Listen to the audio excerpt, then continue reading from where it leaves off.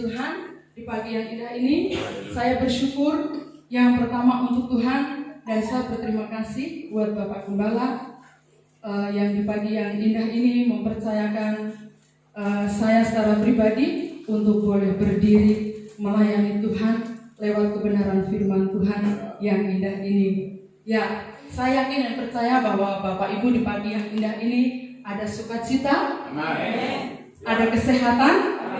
Ya, berikan tos buat kanan kiri. Puji Tuhan, Tuhan itu baik, Tuhan itu dahsyat, Tuhan itu luar biasa. Mari hati kita terus bersukaria di hadapan Tuhan. Hati kita selalu beria-ria di hadapan Tuhan. Karena di pagi yang indah ini saya akan membawa khotbah saya adalah tentang hati. Karena hati itu adalah pusat dari segala-galanya. Hati kita tenang, hati kita senang. Dari raut wajah Bapak Ibu sekalian di pagi yang indah itu menandakan bahwa Bapak Ibu adalah diurapi Tuhan, dan kemuliaan Tuhan itu dinyatakan dalam setiap kehidupan saya dan bagi Bapak Ibu sekalian. Tetapi kalau hati kita muram, hati kita menggerutu, hati kita tidak sukacita, bisa dilihat dari hati kita, dari wajah kita, ekspresi kita. Karena hati itu menunjukkan segala-galanya. Walaupun Omedi dapat prank, tapi hatinya tetap bersukacita. Walaupun Bapak Gembala dapat prank, tetap hatinya bersukacita. Sekali lagi mohon maaf buat Bapak kita, karena di hari Minggu yang di sana kita mengerjai semua Bapak kita. Tetapi itu adalah suatu surprise. Surprise. Sampai saya mau didoakan dan saya kasih penjelasan, dan saya mau berdiri menunggu kue ulang tahun, ternyata yang keluar tensi. Nah, itu luar biasa. Itulah ada dalam pelayanan ini ada kesukaan tersendiri buat Tuhan. Ya, mari kita belajar bersama-sama. Mungkin Bapak Muni bisa fokus? Oh, tidak bisa. Ya. Mari kita buka di Alkitab kita bersama-sama di Yeremia. Ya. Yeremia 4 ayatnya 1 sampai dengan yang keempat. Kalau sudah dapat katakan amin. Amin. Ya, kalau sudah dapat semua kita baca bergantian ya. Saya ayatnya yang pertama, Bapak Ibu ayat yang berikutnya. 2, 3. Jikalau engkau mau kembali, hai Israel, demikianlah firman Tuhan. Kembalilah engkau kepadaku, dan jika engkau mau menjauhkan dewa-dewamu yang menjijikkan, tidak usahlah engkau melarikan diri dari hadapanku. Dan jika engkau bersumpah dalam kesetiaan, dalam keadilan, dan dalam kebenaran, demi Tuhan yang hidup, maka bangsa-bangsa akan saling memberkati dalam Dia, dan akan berkah di dalam Dia. Sebab beginilah firman Tuhan kepada orang Yehuda dan kepada penduduk Yerusalem. Bukalah bagimu tanah baru, dan janganlah menabur di tempat duri tumbuh. Sunat harimu bagi Tuhan, dan jauhkanlah kuringkatan hatimu, hai orang Yehuda dan penduduk Yerusalem, supaya jangan murkaku mengamuk seperti api, dan menyala-nyala dengan tidak ada yang memadamkan, oleh karena perbuatan-perbuatanmu yang jahat.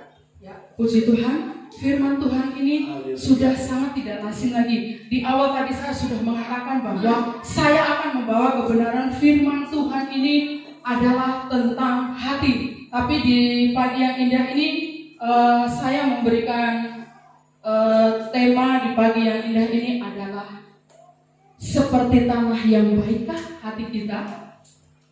Itu menjadi pertanyaan bagi setiap pribadi lepas pribadi. Apakah hati kita sudah baik? Apakah hati kita sudah tulus? Apakah hati kita hanya di luarnya saja, hanya gambaran di luar casingnya saja?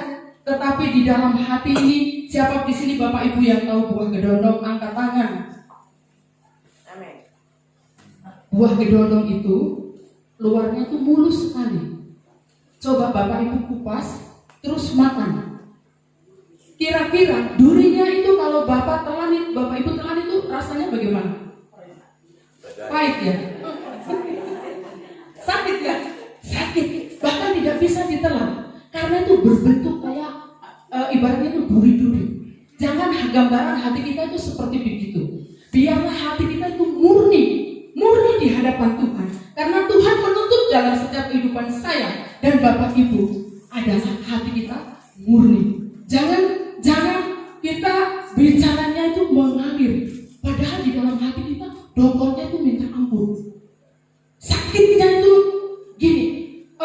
Mungkin ada salah satu ada sesuatu yang mungkin ada masalah yang sedikit saja, tetapi itu masalah bisa menjadi bubrah. Kalau orang Jawa bilang itu bubrah itu menjadi melebar kemana-mana. Padahal masalah itu hanya begitu saja. Menyangkut hati ini tidak mudah. Menyangkut mengasihi ini tidak mudah. Kalau kita tidak mau belajar. Ya, saya ada berapa poin. Kayaknya ini mungkin ada 9 poin ya. Yang penting Bapak Ibu siap duduk dan saya juga siap berdiri. Lebih baik 1000 hari, 1 hari di pelataranmu daripada 1000 hari di tempat lain memujimu dan seterusnya. Ibu Wei tipu saja. Coba Ibu Wei kalau Bapak Gembala khotbah sampai 4 jam, Bapak Ibu Wei juga pasti duduknya sudah berdiri, sudah geser ke kiri, sudah geser ke kanan. Tetapi kita mau belajar menjadi murid. Ketika kita belajar menjadi murid, disitulah hati kita penuh suka, penuh ria-ria di hadapan Allah kita. Ya, poin yang pertama adalah hati kita harus menjadi tanah yang subur. Hati kita harus menjadi tanah yang subur. Karena apa? Karena Alkitab menggambarkan hati kita itu seperti tanah. Tanah itu ada yang tanah berbatu, ada tanah yang ditumbuhi dengan duri-duri, ada yang keras, ada yang subur. Yang terakhir ini ya, yang subur inilah yang harus kita kerjakan dalam setiap kehidupan saya dan Bapak Ibu sekalian. Bagaimana kalau hati kita seperti tanah yang keras? Kita dikatakan bahwa kita adalah anak-anak Tuhan, bahwa kita dikatakan sebagai pelayan Tuhan, kita dikatakan sebagai gembala jemaat. Kalau hati kita yang tadi seperti saya sudah katakan adalah seperti gedondong. Ini adalah yang harus kita kerjakan. Bagaimana hati kita? Karena gambaran-gambaran dari Tuhan itu sangat jelas sekali. Sangat jelas sekali bagaimana Tuhan menggambarkan diri kita, menggambarkan setiap hati kita. Bukan saya yang mengerti Bapak Ibu punya hati, tetapi Bapa kita yang di surga melihat setiap hati kita. Apakah kita benar tulus di hadapan Tuhan? Apakah saya berdiri di depan seperti begini? Apakah hati kita juga benar tulus di hadapan Tuhan? Apakah saya berdiri di tempat ini ketika saya mendoakan Bapak Ibu? Apakah saya tulus di hadapan Tuhan? Jangan sampai saya berdoa buat Bapak Ibu, ketika Bapak Ibu sukses, saya sakit hati. Itu kan lucu. Bapak Ibu, Bapak Roni dengan Ibu Gebi, bagaimana minta maaf ya, ini saya menjadikan contoh saja. Jangan sampai nanti saya pulang dicegat di pohon Gersen situ. Jadi Bapak Roni dengan Ibu bagaimana punya proses demi proses di Pokoda, sekarang di pemerintahan, sekarang punya usaha. Baru saya ini mendoakan Bapak Romi dengan Ibu Romi, Ibu Gebi, biarlah pembeli dari timur, barat, utara, selatan. Wih, kelihatannya saya di depan berat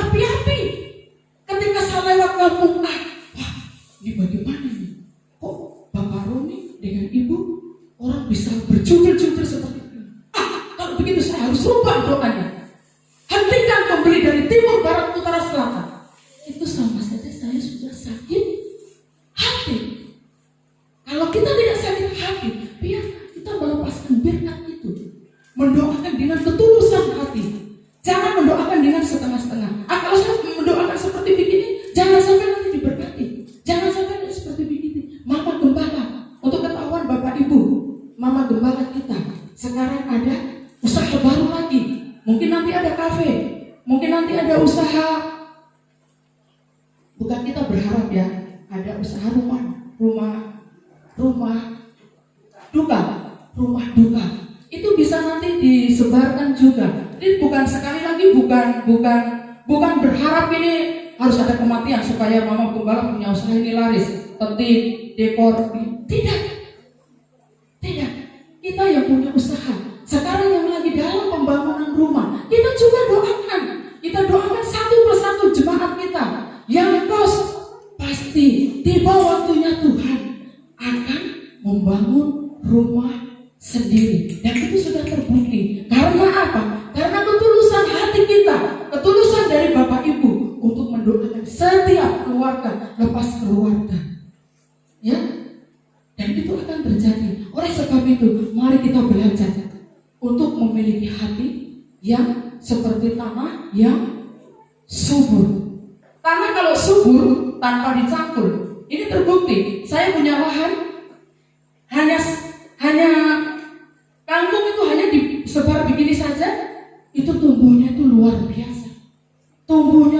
biasa. Sampai sekarang dia di kangkung itu tidak ada yang petik. Mungkin sediakan siapa yang mau ambil, mungkin ada jemaat Bapak Ibu yang mau, silakan petik sendiri. Karena tanahnya subur. Dalam setiap hati kita, Tuhan itu maunya juga seperti begitu. Tanah kita yang subur. Ketika tanah kita yang subur ditaburi kebenaran firman Tuhan. Firman Tuhan mau keras, firman Tuhan mau lobo, firman Tuhan mau kena di dalam setiap hati kita, tetap kita menerima kebenaran firman Tuhan. Karena kebenaran firman Tuhan itu tidak boleh digantikan dengan apapun. Kebenaran tetap kebenaran. Jangan melihat yang menyampaikan. Yang menyampaikan siapa? Baru saya melakukan kebenaran itu. Itu Bapak Ibu bisa diibaratkan bahwa tanah Bapak Ibu, ada arti Bapak Ibu seperti tanah yang kering, tanah yang berbatu-batu.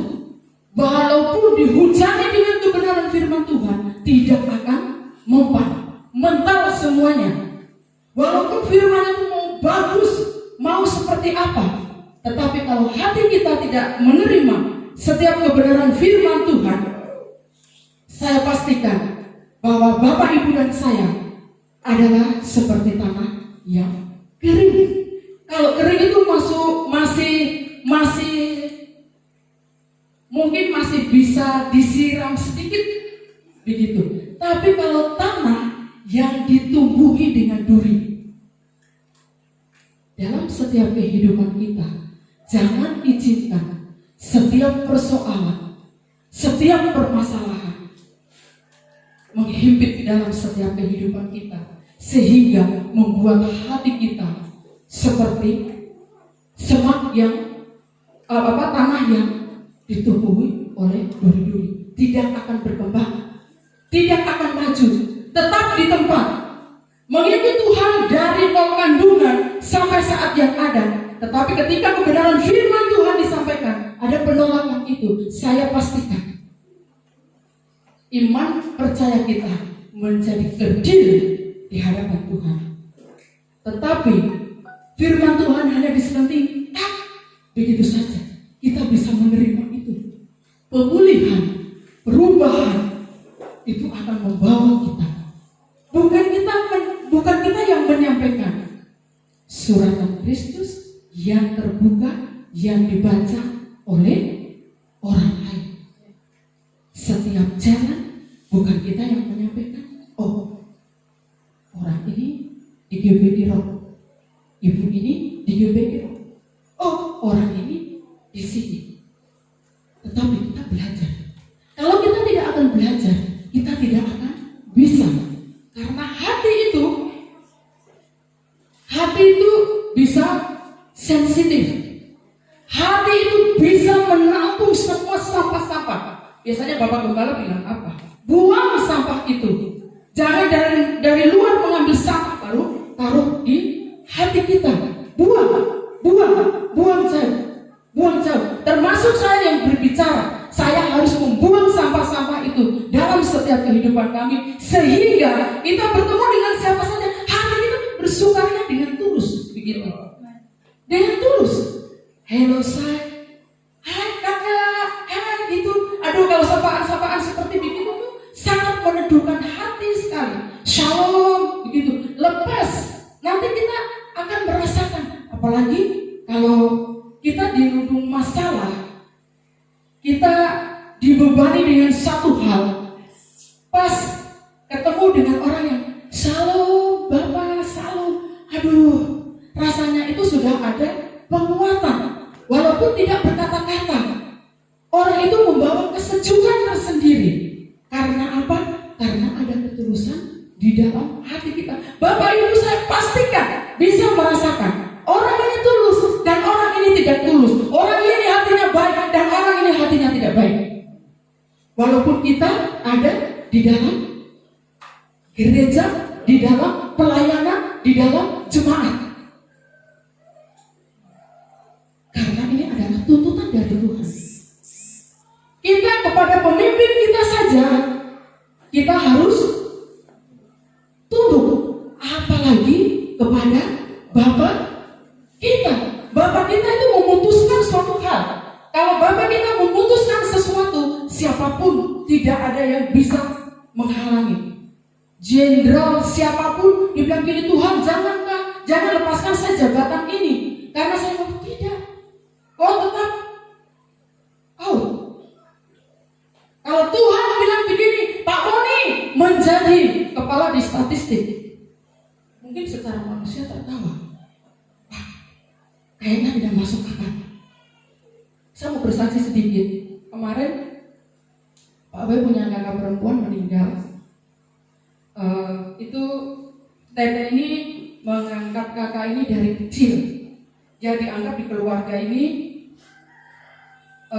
sudah menjadi anak yang tertua, begitu. Perjalanan, akhirnya dia menjadi ibu guru di Sorong. Terus dia pindah karena suaminya ada di Ayamaru, pindah di Ayamaru. Dia diangkat menjadi kepala sekolah. Secara pangkat jenjang apa saya tidak tahu ya, pemerintah itu seperti apa. Sebenarnya itu pangkatnya itu masih kecil, tetapi bisa diangkat menjadi kepala sekolah. Karena hatinya itu yang luar biasa. Kenapa saya bilang? Karena saya pernah hidup dengan dia. Dia memiliki hati itu yang luar biasa. Sampai saya dulu pernah waktu di Sorong, saya tinggal dengan beliau. Saya waktu hamil Ika, itu segala makanan, segala lauk, kakak perempuan ini yang menyiapkan semuanya. Dia masak, dia taruh di meja. Saya dengan Pak Wen kalau belum makan, anak-anaknya tuh bilang, ini Om dengan Tata belum makan, jadi jangan makan dulu. Nanti tunggu Om dengan Tata makan baru kita makan.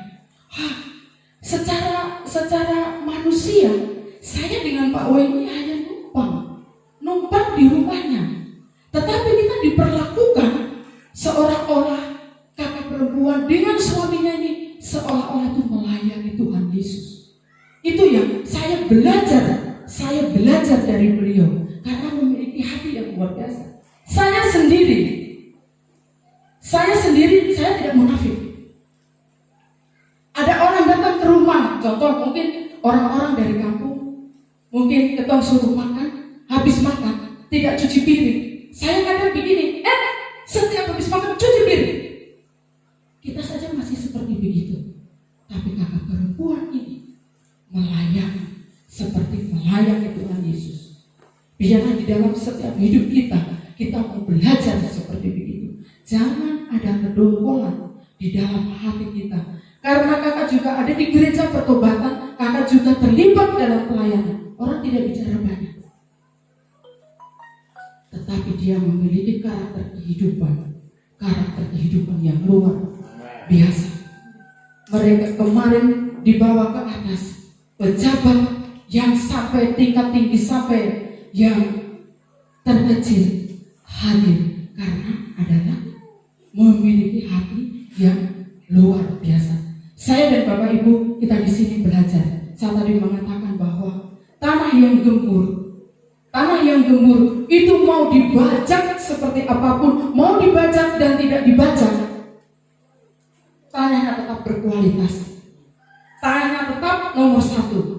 Hati kita, kalau kita sudah belajar yang menjadi maunya Tuhan dalam setiap kehidupan kita, walaupun mau diomong orang, walaupun mau dihina orang, walaupun mau diejek orang, hati kita tetap tidak akan menang, tidak akan begitu. Tetapi hati kita begini, kan yang ngomong kan dia, yang ngomong kan bukan saya. Kan dia tahu sendiri kalau namanya menggosip, kalau namanya seperti begini, hukum tabur tuai itu berjalan. Tetapi yang diomongin hati kita itu murni, hati kita itu tulus untuk Tuhan. Dalam apa? Dalam pujian, dalam pengagungan, dalam beribadah, dalam persekutuan. Bagaimana? Pagi-pagi seperti apa? Siang-siang seperti apa? Ada pujian yang itu tuh. Pagi-pagi memuji Tuhan, haleluya. Siang-siang memuji Tuhan, haleluya. Sore-sore dan seterusnya. Dan itu ada anak-anak memuji Tuhan, haleluya. Orang tua memuji Tuhan, haleluya. Jangan orang tuanya bilang anak-anak memuji Tuhan. Bapak kemana? Bapak mencari kesenangan. Bapak mencari kesenangan di mana? Tahu di sini mungkin ada, di sini kafe banyak. Ada kafe yang ini berapa watt? Ada yang segini, bahkan ada yang segini. Wah, Mama Gembala, kalau ada kafe jangan terlalu remang-remang, berbahaya. Nanti dong tidak mau duduk di depan, duduk di belakang. Minta maaf, Mama Gembala. Maksudnya nanti duduk di belakang saja. Karena apa? Karena remang-remang. Nah, hati kita kalau tidak bisa menguasai seperti begitu. Biasa Bapak Gembala menyarankan bagi pemuda, bagi pemudi yang berpacaran, jangan duduk dekat-dekat. Jangan duduk dekat-dekat. Iblis itu ada di kanan kiri kita. Kalau kita tidak menguasai hati kita, kita bisa terjerumus. Ya, tadi saya sudah bilang, sekalipun kita dari nol kandungan sampai sekarang mendengarkan firman Tuhan. Firman Tuhan disampaikan. Apalagi kalau firman Tuhan disampaikan mengenai hati kita. Rusak rasanya. Itu siapa itu yang menyampaikan firman Tuhan? Dia berani sekali bicara seperti begitu. Padahal yang terjadi di dalam kehidupan, di dalam hati memang seperti begitu. Tetapi tidak bisa menerima. Biarlah hati kita serahkan untuk Tuhan. Biarlah Tuhan yang membajak setiap tanah hati kami. Biarlah Tuhan yang berperkara dalam setiap kehidupan hidup kami ini. Karena di akhir-akhir ini dunia semakin jahat. Dunia semakin tidak fokus kepada Tuhan. Apalagi COVID yang ada. Saya ini paling tidak suka saya nonton televisi. Kalau nonton televisi di kota sana, di kota sini, di kota ini, pasti laporannya adalah COVID. Jadi bagaimana kita membangun iman saya, membangun iman percaya saya kepada Tuhan. Lebih baik kita mendengarkan khotbah-khotbah yang ada. Pak itu suka itu memutar kesaksian murtadin. Murtadin itu menguatkan kita. Oh iya, yang dia saja seperti begini, berarti kita juga harus seperti keluar dari tema yang saya bawa. Hidup fokus itu seperti apa? Nah, ada salah satu orang ini di Cina, dia menjadi sopir taksi. Ketika dia menjadi sopir taksi, ada seorang perempuan itu mau berjalan, mau naik taksi yang bapak ini bawa. Perempuannya cantik, semlohai, rambutnya panjang. Kalau cantik kan identik rambutnya panjang, putih, terus pokoknya bodinya body gitar Spanyol begitu. Nah, ketika berhenti di depan taksi, Bapak Ibu tahu bahwa perempuan yang mau naik taksi tidak sehelai pun menutup badannya. Dia telanjang bulat. Sopir taksi ini ketika membuka pintu, sopir taksi itu melihat, tetapi tanpa berkedip. Dia ketika buka pintu tanpa berkedip. Tapi Bapak Ibu jangan salah dulu. Ketika dibuka pintu,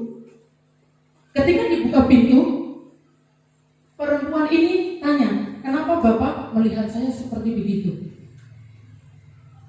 Bapak sopir taksi tidak memiliki hati yang jahat, tidak memiliki hati yang kotor, tetapi Bapak ini mempertanyakan, tanya pada diri sendiri, saya ini kan sopir, saya ini kan mencari. Kalau dia naik di saya punya taksi, nanti tuh bayar dengan apa? Karena tidak ada sehelai pun menutupi semua tubuhnya. Itu yang menjadi pertanyaan buat Bapak sopir ini. Karena apa? Karena Bapak sopir ini adalah murni fokus. Fokus kepada apa? Fokus kepada mencari.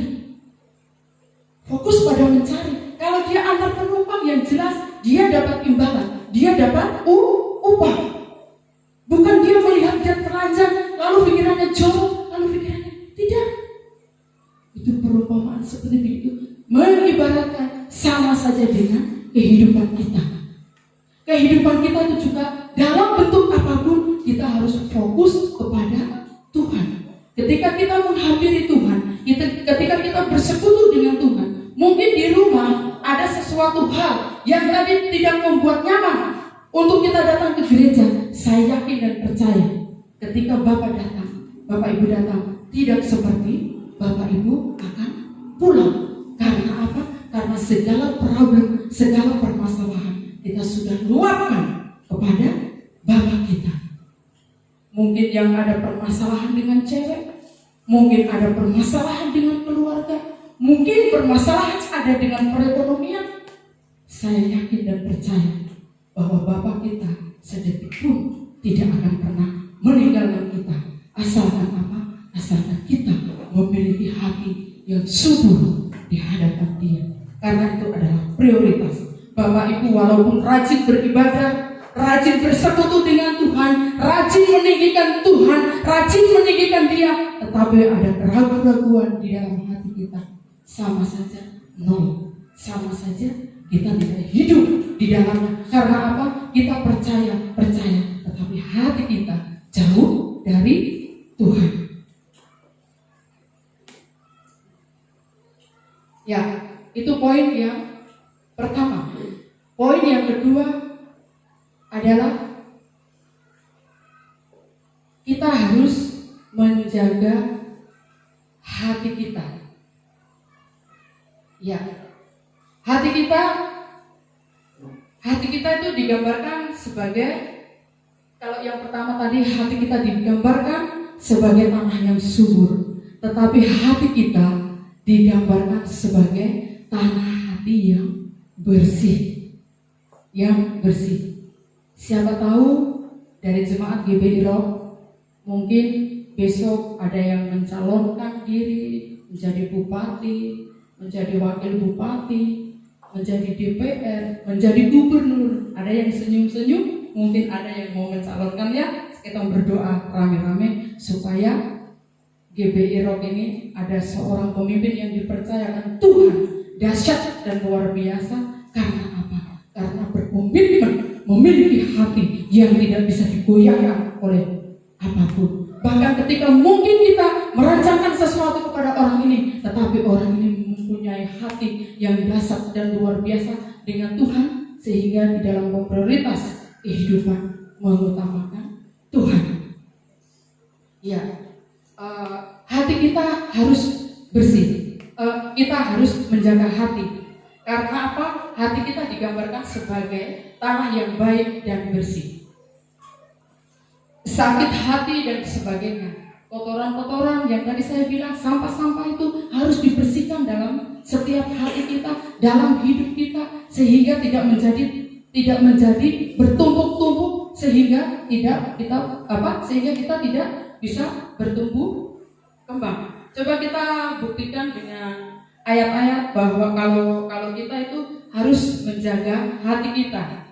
Ya, coba Bapak Ibu buka di Matius 15.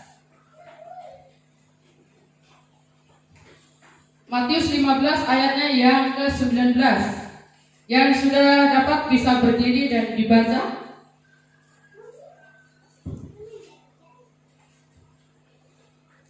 Matius 15 ayat 19. Karena dari hati timbul segala pikiran jahat, pembunuhan, persinahan, percabulan. Matius 15 ayatnya yang ke-19. Ya, Matius 15 ayat 19. Iya. Karena dari hati timbul segala pikiran jahat, pembunuhan, persinahan, percabulan, pencurian, sumpah palsu dan hujat. Itu dari hati kita. Itu semua dari hati, bukan dari apa-apa.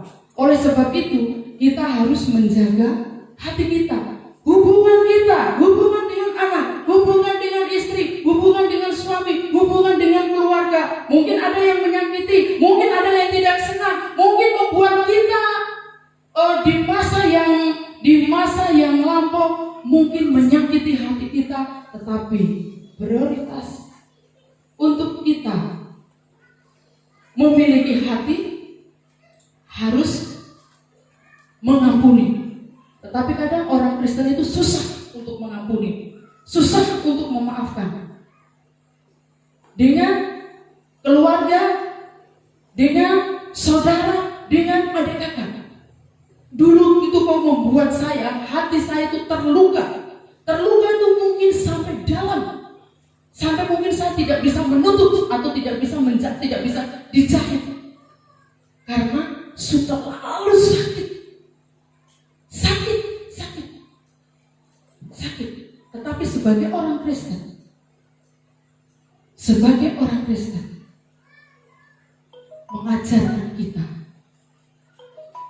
bukan menjadi seorang pendekar, tetapi kita menjadi seorang pemaaf. Ada yang pernah disakiti? Angkat tangan. Yang pernah disakiti angkat tangan. Luar biasa. Sakitnya itu di sini. Tetapi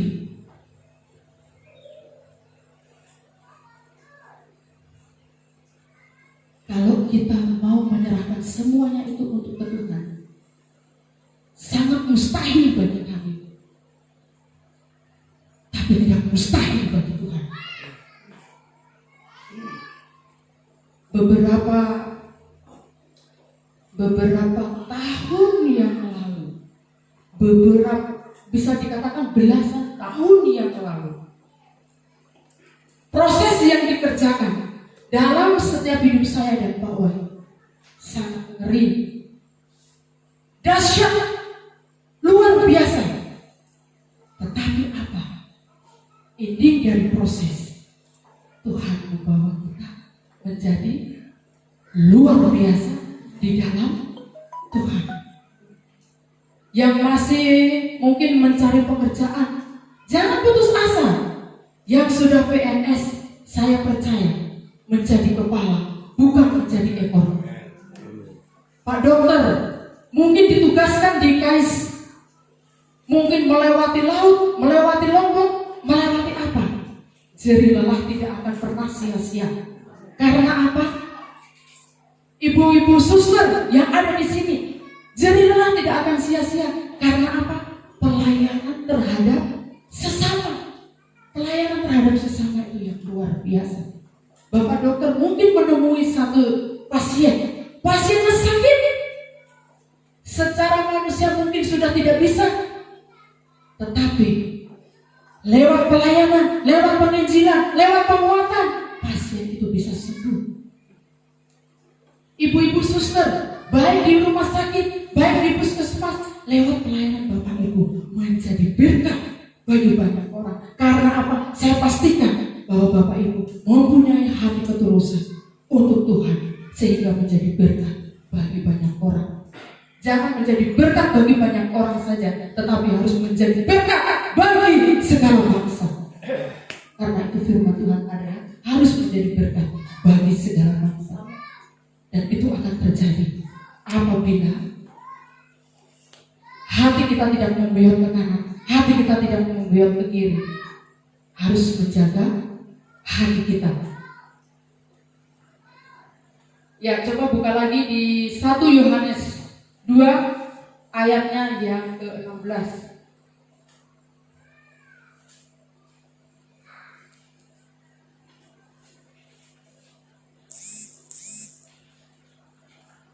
Satu Yohanes 2 ayatnya yang ke-16.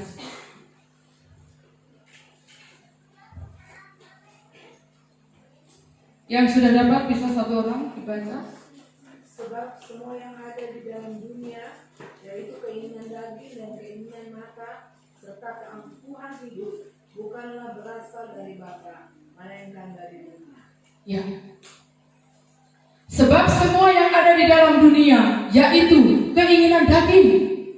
Keinginan daging itu seperti apa? Keinginan daging kalau sudah tidak bisa terbendung, saya yakin dan percaya, yang berumah tangga pasti setiap hari akan ada percekcokan. Contohnya apa? Contohnya menyakiti hati istri atau menyakiti hati suaminya.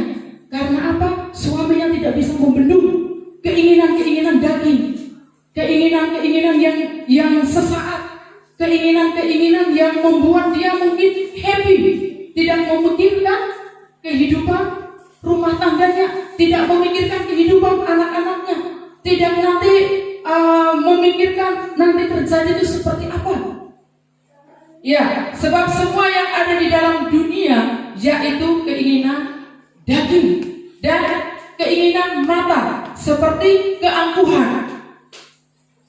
Pada dasarnya manusia itu sudah memiliki sifat angkuh dan sombong. Itu sudah ada dalam setiap kehidupan kita. Bagaimana kita cara menanggalkan sifat keangkuhan, sifat kesombongan kalau kita tidak memiliki kerendahan hati?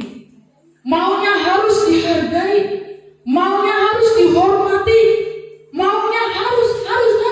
Tetapi diri kita tidak pernah merendahkan hati di hadapan sesama kita, apalagi di hadapan Tuhan.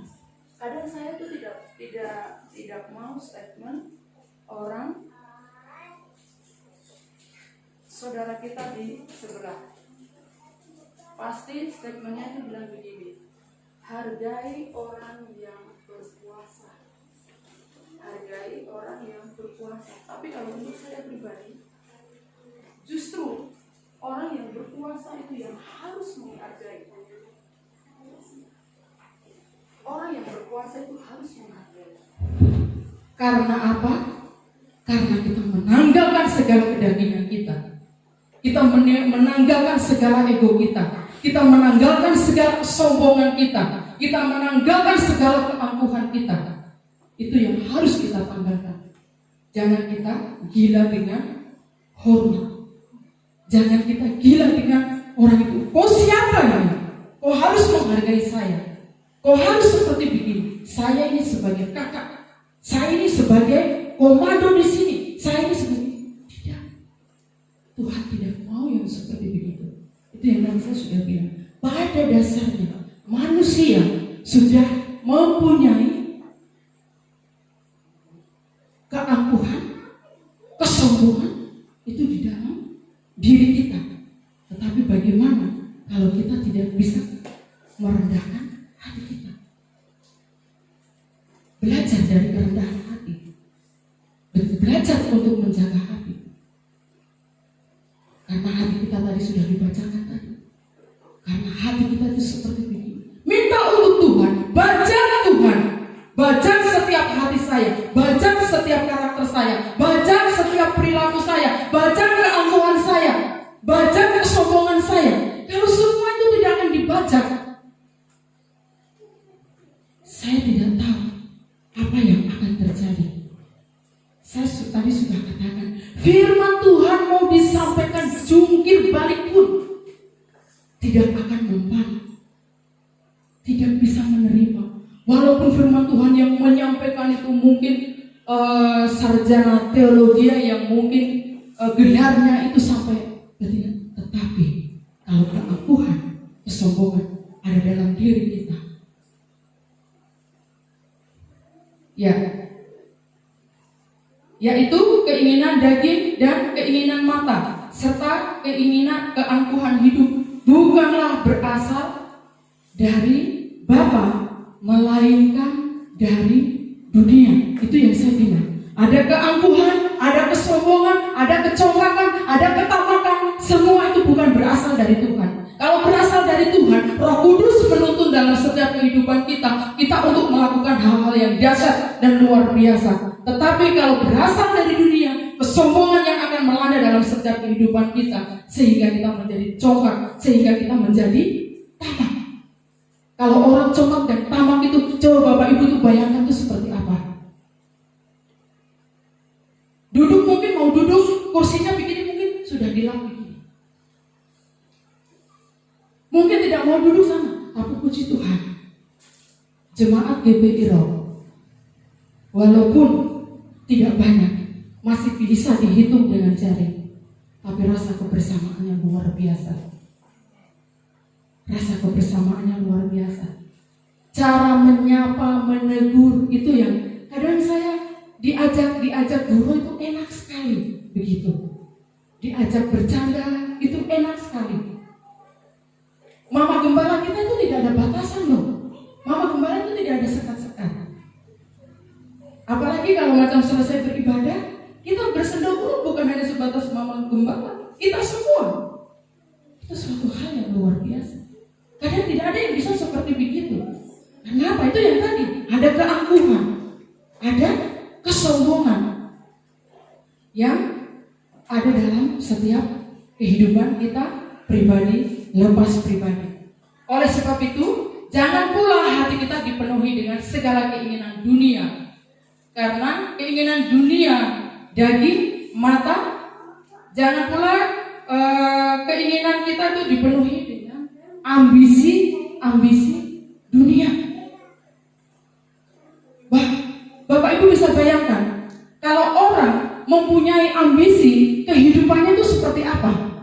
Ambisi untuk naik jabatan, ambisi untuk memperoleh segala sesuatu dengan cara yang tidak benar, ambisi dengan cara orang ini kok seperti begini, bagaimana caranya kita menyingkirkan orang ini, ambisi bagaimana orang ini memiliki sesuatu yang luar biasa. Sudah punya istri satu, maunya istri dua, itu juga ambisi. Tapi ambisi yang tidak benar. Tapi kalau ambisinya begini, saya punya ambisi. Ambisi kamu apa? Ambisi saya ingin membangun sebuah gedung gereja. Itu baru Tuhan ajukan sebuah. Tetapi kalau mempunyai ambisi, saya punya istri satu, harus punya istri dua, harus punya istri tiga. Itu namanya ambisi yang kacang-kacangan. Setiap lewat akan menjadi bahan bicaraan orang. Ambisi yang membangun, ambisi yang melibatkan Tuhan di dalamnya, sehingga sempurna. Karena apa? Karena Tuhan tahu apa sih yang saya inginkan, apa sih yang saya mau, apa sih yang ada yang ingin saya kerjakan. Tetapi kalau ambisi di dunia ini dipersekutukan, saya pastikan tidak akan menjadi apa-apa.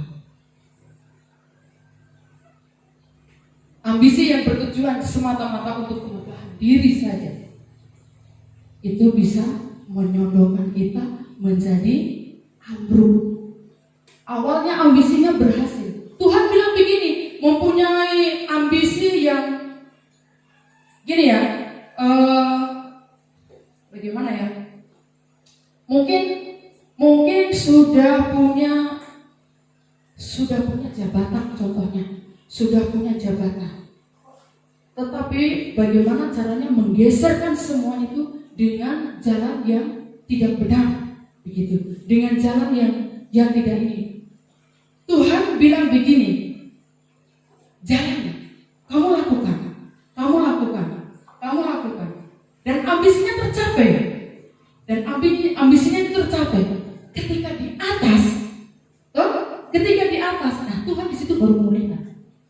Apa yang kamu kerjakan ambisi kamu? Ambisinya menjadi gagal total. Karena apa? Karena itu adalah keduniawian, kedagingan. Tetapi kalau Tuhan yang memerintahkan, kalau Tuhan yang membuka, contoh di jemaat kita saja, Bapak Romi, minta maaf, Bapak Romi beberapa tahun pernah jabatannya digeser. Tetapi itu bukan seizin Tuhan, tetapi seizin Tuhan lagi, beliau bisa menduduki kepala sekolah kembali. Karena seperti begitu, Tuhan sudah membuka, siapapun tidak akan bisa menutup. Kalau Tuhan menutup, siapapun tidak akan bisa membukanya. Kalau Tuhan bilang go. Kalau Tuhan bilang walaupun bayi mau mati hari ini, tidak ada yang bisa menahan Tuhan. Nah, saya yakin dan percaya bahwa kebenaran firman Tuhan di pagi yang indah ini mengingatkan saya dan Bapak Ibu sekalian untuk kita memiliki hati yang tulus, yang benar di hadapan Tuhan. Ya, poin yang pertama tadi, hati kita harus seperti tanah yang subur. Dan yang kedua, kita harus menjaga hati kita, karena dua ini tidak bisa dipisahkan. Kalau hati kita sudah subur, kita tidak bisa menjaga, sama saja. Kalau kita sudah menjaga hati kita tidak bisa subur, sama saja tidak ada pertumbuhan. Oleh sebab itu, kita minta belas kasihan daripada Tuhan, sehingga kita memiliki hati yang luar biasa di dalam Tuhan. Tuhan Yesus memberkati kita.